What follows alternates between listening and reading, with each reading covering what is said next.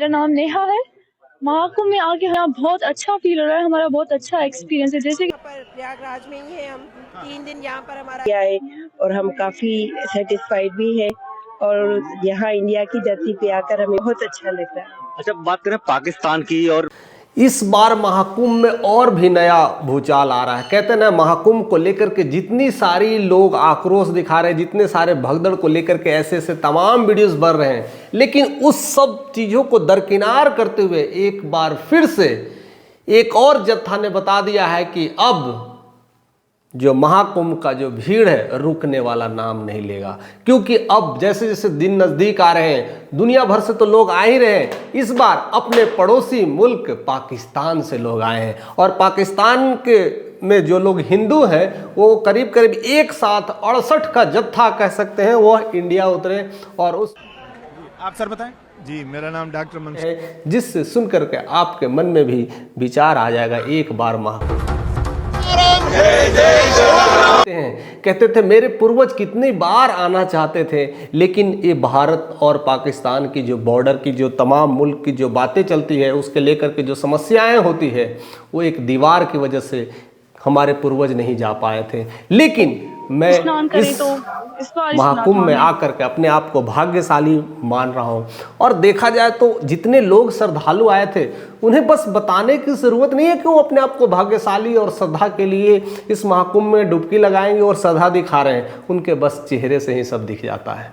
इंसान का भावना और प्रतिक्रिया उनके सारे चेहरे बता देते हैं। तो उनके चेहरे में जो भावात्मक था और अपने आप को जिस तरह से सराबोर मान रहे थे, कह रहे थे कि मैं कई बार दुबई गया था, भारत भी आया हूँ, लेकिन वो फीलिंग, वो श्रद्धा, अपनापन जैसा ऐसा लग रहा है कि मैं अपनी मिट्टी में आ गया हूँ, अपनी धरती पे आ गया हूँ, मुझे जस लग रहा है बस यहीं का हो जाऊँ। और वैसा कल्चर अपने आप को रिप्रेजेंट कर पा रहे हैं। यही है महाकुंभ की आस्था, यही है महाकुंभ की प्रतीक, यही है सनातन का प्रतीक। शायद लोग इसे नहीं समझ पाते हैं और इसलिए ये छोटी छोटी घटनाओं को लेकर के एक बहुत बड़ा इमेज क्रिएट कर रहे हैं। और जिस तरह से उन्होंने सिक्योरिटी की बात की है, जिस तरह से सरकार को सराहना की बात की है, वो काबिल तारीफ है। हम भारत में रह कर के ही अपने लोगों को ही अवहेलना करते हैं, उसको लेकर के कैसे तानाबानी करते रहते हैं, तू मैं करते रहते हैं। और देखिए पाकिस्तान की इतने जत्था हैं, उन्होंने इंडिया गवर्नमेंट को, खास कर करके यूपी गवर्नमेंट, इंडिया गवर्नमेंट सबको भी कहा, देखा है भाग्यशाली हैं कि हमारे साथ जो इतने भी बहुत सारे अरेंजमेंट भी बहुत अच्छे किए हैं। हर तरह से अरेंजमेंट की सारी तैयारियां थी, हम सिक्योर महसूस कर रहे थे, एक अच्छा महसूस कर रहे थे और हर चीज़ के लिए फैसिलिटी बना रखे हैं। यह कहीं ऐसा पहले कभी देखने को नहीं मिला, ना ऐसा सुनने को मिला था जो हम लाइव देख पा रहे हैं। और इस तरह से व्यवस्था को देख करके उनके मन तो ऐसे ही गदगद हो गए। कहते हैं जब मैं त्रिवेणी घाट पे जाऊंगा और डुबकी लगाऊंगा, आस्था की डुबकी लगाऊंगा, तो मैं अपने आप को भाग्यशाली समझूंगा कि मैंने अपने भारत की धरती पर आकर करके महाकुंभ की डुबकी लगाई है। 144 साल बाद आने वाला यह पता नहीं मैं इस युग में आ पाया और इस डुबकी में कहीं ना कहीं ये शिरकत हो। इतना ज्यादा नहीं घूमा, जितना भी घूमा है अच्छा ही लगा है। बाकी लोग भारत में कई सारे लोग एक दूसरे को लेकर के लड़ाई कर रहे हैं, एक दूसरे को कटाक्ष कर रहे हैं महाकुंभ को लेकर के। तो एक चीज़ मैं और बताना चाहता हूँ जो बहुत ज़रूरी है। जब भारत में लोग पढ़े लिखे नहीं थे, जब अनपढ़ थे, जब शिक्षा नहीं थी, तब उस समय भारत में लोगों के पास वेदों का नॉलेज हुआ करता था। उस समय करीब करीब लाखों गुरुकुल हुआ करते थे। लेकिन एक बड़ी मज़ेदार कहानी है, वो कहानी आप ज़रूर सुनिएगा। 1635 में इंग्लैंड ने कलम पकड़ना शुरू किया था। कहते हैं ना, कलम पकड़ना यानी लिखना पढ़ना शुरू किया था।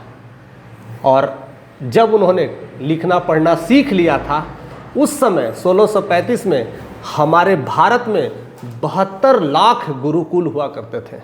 अब समझ लीजिए कि भारत के जो पढ़ाई, आस्था और विषय के बारे में और शास्त्रों के बारे में अगर बात किया जाए तो हमसे कोई आगे नहीं था। लेकिन हम अपनी ही सरजमी को भूल गए हैं, हम अपनी ही आस्था को भूल गए हैं, अपनी ही शक्ति को नहीं पहचान पा रहे हैं। आज वही अंग्रेज हमारे साथ ऐसी शिक्षा पत्ती को ला करके, मैलकाले शिक्षा पत्ती को ला करके हमारी शिक्षा पत्ती को धूमिल करते जा रहे हैं। इंग्लिश मीडियम की स्कूल, ऐसे ऐसे प्राइवेटाइजेशन स्कूल क्या पढ़ा रहे हैं, क्या समझ में आ रहे हैं। हमारी सभ्यता और संस्कृति के साथ साथ धूमिल तो होते जा रहे हैं। इसीलिए आज महाकुंभ पे ऐसे ऐसे वीडियोज़ बना करके एक दूसरे को विवेचना कर रहे हैं। और देखिए जो श्रद्धालु देश विदेश से आ रहे हैं वो हमें बड़ाई करते हैं, वो हमें स्वागत के लिए कहते हैं कि अब वाह कैसा देश आया है, ऐसा देश अद्भुत है, यह देश अद्भुत है। और इसमें जो प्यार है वो अपने आपन में है, वो अपनापन को रिप्रेजेंट करता है। और हम लोग अपने अपनापन को भूलते जा रहे हैं, हम लोग अपनी संस्कृति को भूलते जा रहे हैं, हमारी शिक्षा पद्धति हमारी संस्कृति को खोखली करती जा रही है।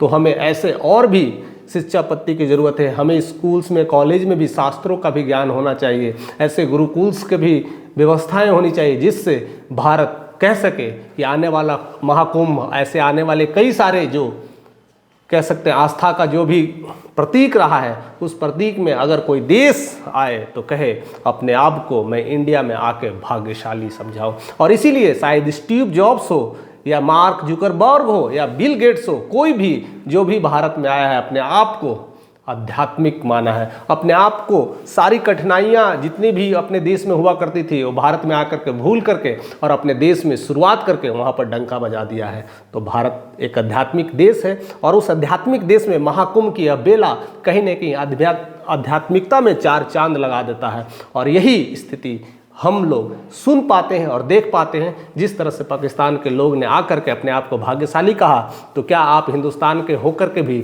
अपने आप को भाग्यशाली नहीं कह पाएंगे? अपने आप को भी सोचते हैं कि मैं कल जाऊंगा, परसों जाऊंगा? अभी भी मौका है, अभी भी समय है, एक बार जाइए, डुबकी लगाइए और जिस तरह के कटाक्ष है उस कटाक्ष को भूलिए और अपनापन को रिप्रेजेंट करिए। यही सनातन है। और जो मोक्ष की बातें हैं वो तो बस अपनी श्रद्धा की चीज़ें हैं। बस आप अपना कमेंट देते रहिए, अपनी प्रतिक्रिया देते रहिए कि आप भी भारतवासी हैं, आप भी आध्यात्मिक हैं और आप भी इस सफ़र में हमारे साथ हैं। अगर चैनल पे नए हैं तो ज़रूर से ज़रूर सब्सक्राइब करें और ज़्यादा से ज़्यादा लोगों तक शेयर करें।